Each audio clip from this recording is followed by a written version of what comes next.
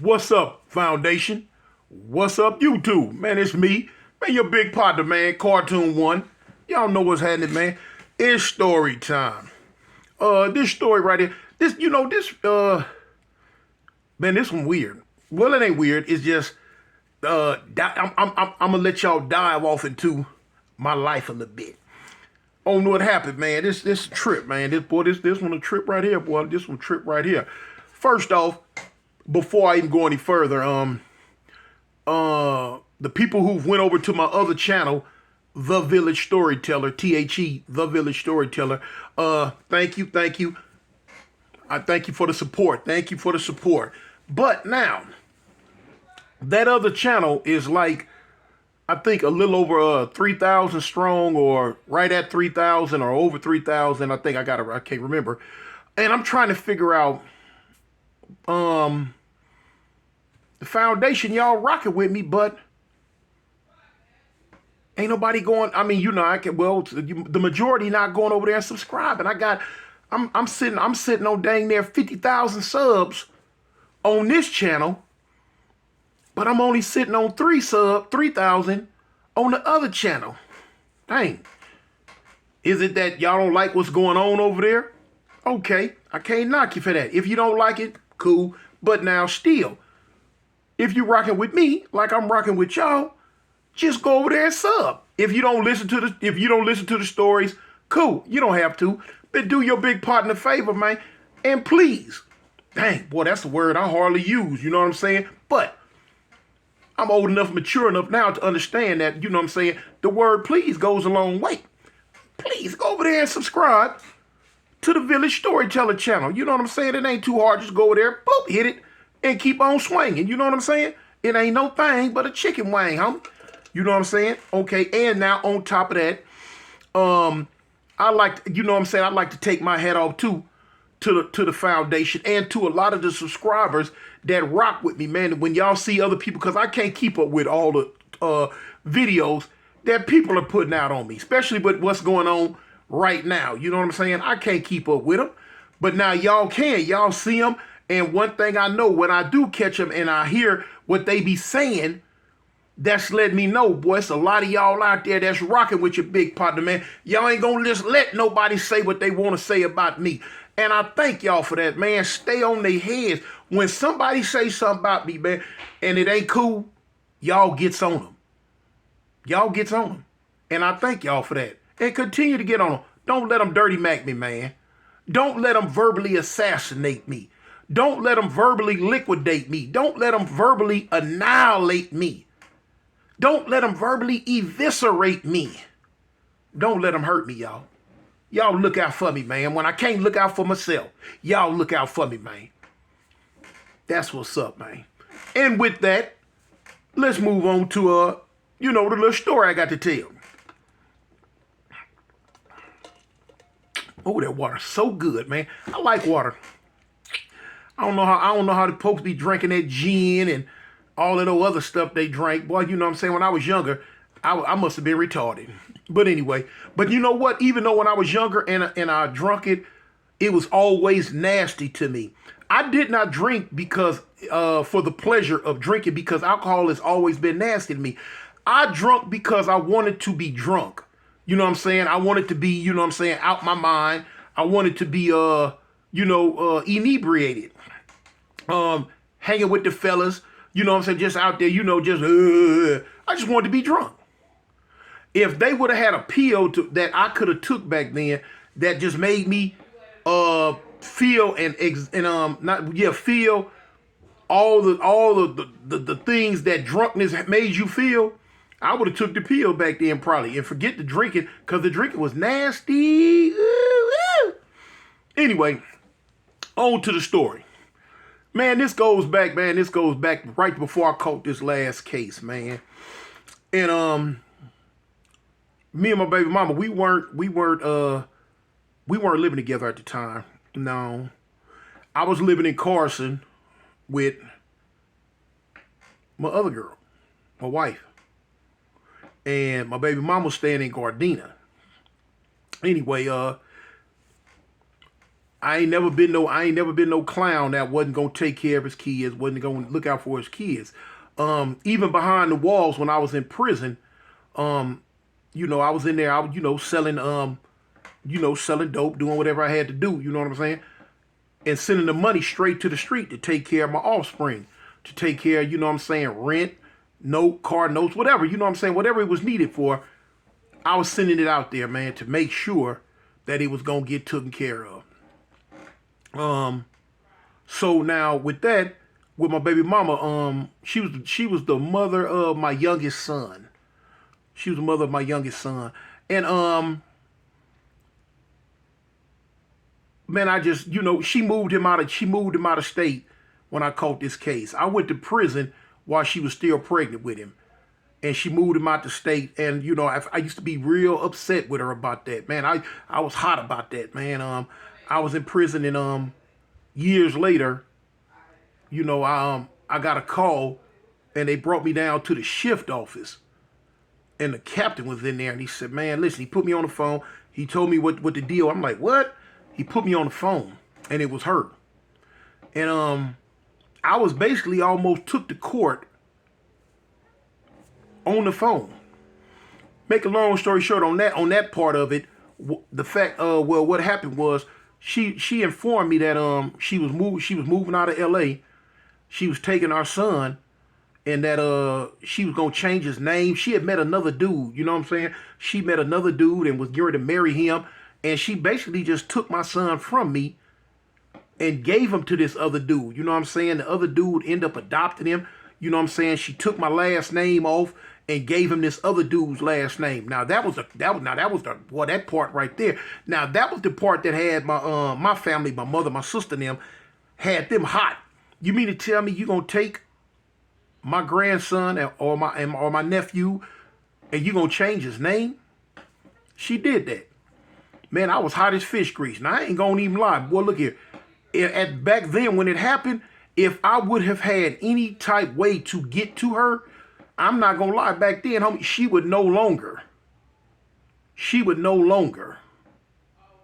you know, especially how I was back then. Oh my goodness, boy, look here. The way I was back then, I'd have introduced her to the shadow realm. Anyway, she ended up moving him and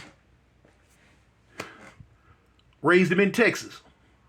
When he first went to Texas, man, when they first went to Texas, went to some little old funny bunny hick town. I don't even remember the name of it. From there, they end up going to San Antonio. Then, he got grown, boom, boom, boom. End up going to Houston. But anyway, after so many years had passed, I had got in contact with him on the cell phone. About 18 years had passed. He was about 18 years old at this time. And, he had his own cell phones and this and that. And somehow, some way, I can't remember exactly how, but I ended up getting his phone number. And I ended up calling him. Because, by this time, we had phones in the prison. And I ended up calling him, y'all. And we talked. And he had a lot of questions for me. A whole lot of questions. A lot of stuff he wanted to know. And I answered it. But now, one thing I could say about, my baby mama, about his mom's, she never not one time dirty macked me to him. No, she never did. But he always wanted to know what I was in prison for.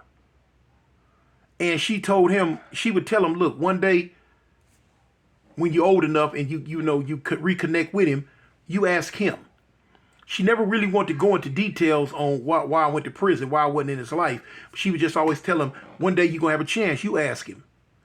But he always knew coming up that his real father was in prison. That the man that raised him was not his real father.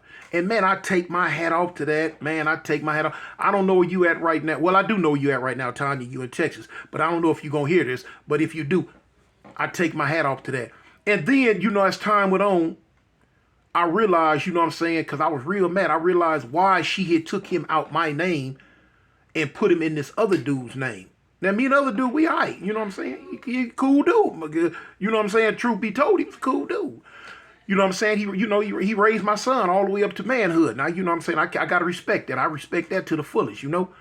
And so anyway, but anyway, she had, I finally realized what happened. But the reason why is because, you know, if anything would have happened to her, if anything would have happened to her, with me being in prison with a life sentence, where was he gonna land at? Now, of course, you know what I'm saying, moms was a pillar, was a pillar of strength. You know, moms would have took him and raised him, my sisters and all that. You know, they did their thing.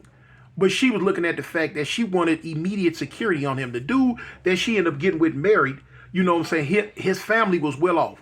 They were financially stable. And she looked at that. She looked at that. I'm knowing that played a major factor.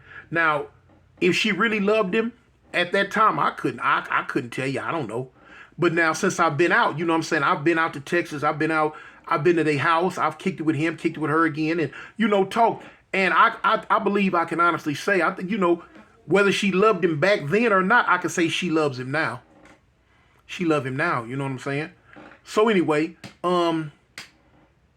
that I was kind of hurt. I had only, before I got out of jail, I had only seen him one time. I think he was about 2 years old or 3. And she had brought him, before she left and moved to Texas, she had flew out, my mother and him had flew all the way out to Alabama, man, and brought him so I could see him. And I never forget, you know what I'm saying, I'd never touched him before then. I never forget that day I walked through the doors of the visiting yard, and I'm looking around. Of course, you know, I've been on many visiting yards, on prison visiting yard, but not under the circumstances I was going out on this visiting yard today for. You know? So man, I walked through the door, man, and I don't know if they said to him, "Look, there go your daddy," or if he recognized me. I don't know what it was. But all I know is I seen this little light-skinned ball of wonder come running across the floor, flying across the floor. And he coming out, and I looked in the direction he was coming from, and I see my mother and my baby mama sitting at the table, and they just looking, you know what I'm saying? They looking like, whoa. And I'm knowing, boy, look at that. You know, I used to call him Little Thunder. And I'm like, oh man, here come Little Thunder. Man, he come running, man, and when he came, I went down to my knees, and he got his hands out. I had my hands out. And so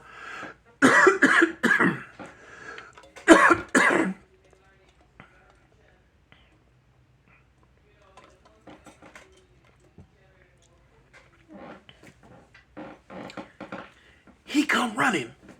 And so I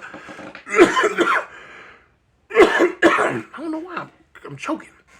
But anyway, man, I hit my knees and put my hands out. He come and he ran in my arms, and I grabbed him, and man, I held him. And I don't even know what the feeling was, man. I sit there, I cried so hard. You ever cried so hard that you can't even see it so much? It's like you're underwater. So much water in your eyes. Man, I just held him and I rocked. And I was crying so hard, man. It was an old white lady walked up and tapped me on the shoulder. And she was like, it's going to be okay. It's going to be okay. And I just, I looked up at her. I'm like, I know, okay. So I got him and I held his little hand. I walked back to the table. And my mother and his mother, they sitting there. They crying. They boo-hooing. They man, I picked him up, set him in my lap. And just held him. I didn't want to let him go for the whole visit. And the visit went on. I was able to visit for 2 days straight. So anyway, on the next day when he came out, they let me, because it was out of state visit. You can visit Saturday and Sunday when they put the paperwork in early, and it's out of state visit. So anyway, I visit that Saturday. Boom, they came back up that Sunday. So I'm sitting there holding him, we talking, you know what I'm saying? I'm, just happy. And he was a smart little something. Oh, he was so smart, man. I think he might have been 3. He might have been 3 or 4. So He looking at, he looking at my hands. He looking at me touching my face, and you know what I'm saying. And I'm looking at this little dude, man. This little dude looked just like me, just light skinned like his mama though. Looked it just like me, but he was just light skinned like his mama. I looked at his little hands, and his little hands were shaped and formed up.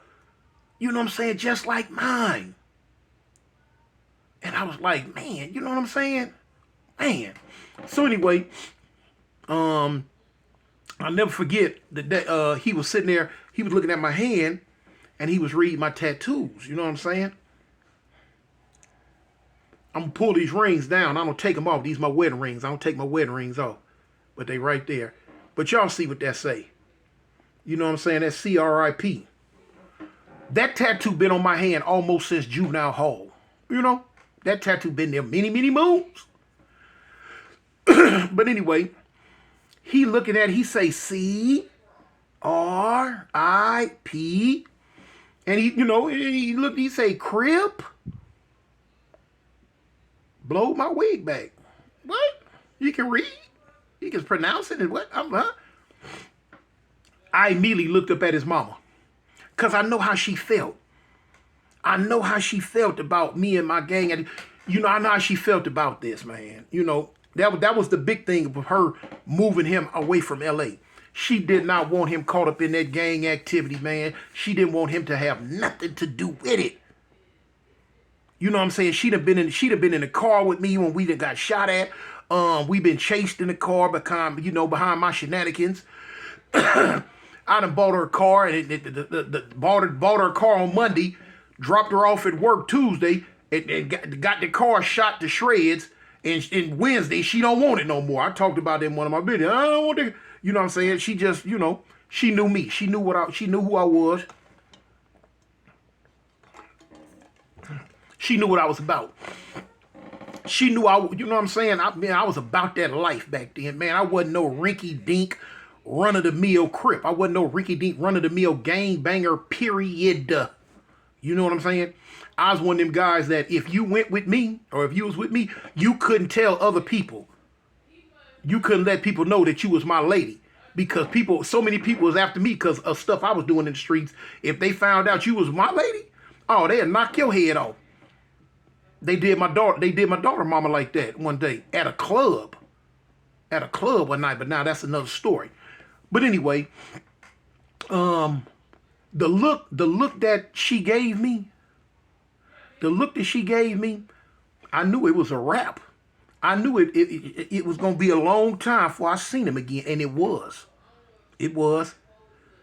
She moved him away from me. She moved him away from Cali.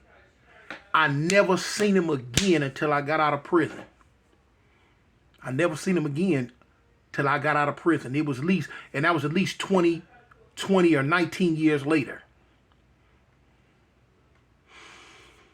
At least not in person. I seen him through the phone, you know what I'm saying? When we finally got in touch with each other again, you know what I'm saying? We would talk on the phone. He was doing good, you know what I'm saying? He was playing football. Man, and we would do push-ups on the phone together. We'd I'd turn the phone on, sit it on the bed, and I'm like, homie, cuz your set. He'd do his thing, boom, boom, boom, boom, boom. You know what I'm saying? I'm like, all right, I'm finna do mine. I'm doing my push-ups, got my feet up on the bed. I'm, showing him how to put his feet up on the bed, and elevate his feet up on something, And the thing was, at that time, I still had a habit of calling him cuz and calling him homie. And he say, Pops, Dad, why you call me cuz and homie? And I said, why you call me cuz and homie? He said, that's what he asked me. I say, homie, I'm like, homie, it's a habit, man. You know what I'm saying? You've been out of my life so long, I just wasn't used to, you know what I'm saying, calling your son. But eventually I stopped. And our relationship was built real good, you know what I'm saying? So by the time, I got out of prison, I was ready. And when we first started communicating on that phone, he asked me, you know what I'm saying, why, Dad, why you went to prison? And I told him, I explained to him, I came out here and caught a jewelry store robbery, and they booked me for it. He was like, dang, by this time He was old enough to understand, dudes in the streets, they doing things. And I told him, I was letting him know, I was like, homie, my main thing was securing your future, I told him, what I'm saying, I said, I wasn't working, I don't work. I said, you was on the way. I said, I had to get some things. I had to do some things. I told him, I said, at that time, I had a few pennies, but I wanted to hit one more to make sure that you was going to be all right. So, he understood it. We moved on. So, we ended up reconnected. And it was all good. It's all good right to this day. One of the things I remember, man, when his mama was pregnant with him before I caught the case, I remember we went to the hospital. She had to get an ultrasound. So we in the hospital, and the ultrasound, the doctor dude, I almost went to jail this night right here. That was like the title. The doctor, he couldn't get the heartbeat from on top. Put the jelly on and run the ultrasound thing on top. He couldn't get the heartbeat that way, so he had to do it another way that I at that time had never knew about. They can what they do, they got a thing, homie, that look like a dildo. What they do, they insert it into the woman's vagina and they move it around until they can detect the baby, the heartbeat, and all this and that. So I'm tripping. I'm back there. I'm looking. I'm like, man, what? In my mind, with the playing tricks on me, in my mind, I'm thinking, I thought I heard him go, ooh, yeah. What? Man, I went crazy. In the people hospital. They had to call security. Man, I grabbed that doctor, man, and took him up with one hand, and across the floor we went. Man, hey. Man, they called security, my baby mama. She like, wait a minute, wait a minute. Man, wait a minute, nuts, fool. You sit up here, you gonna hit all up in that thing in my baby mama thing like that, and I'm sitting there looking. But he wasn't, I'm saying, just me, stupid, young. I'm saying young or whatever, I guess, I'm just retarded at that time back then. Anyway, man, they called the police and all that, man. And, had to talk my way up out of that one, man. I was talking like a used car salesman. I was on parole and all that, Anyway, man, talk my way up out of that one, man. But,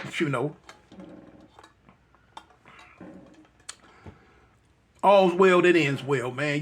Me and my son, we got a good relationship now. I got 2 more grandkids. He had 2 kids, so got 2 more grandkids by him. Pack them in with the rest, But anyway, man, that's just a story, man. I let you peek into a little bit of my life a little bit, man. Other than that, it's me, homie. Cartoon 1. Represent the gangsters, homie. I'm out. Peace.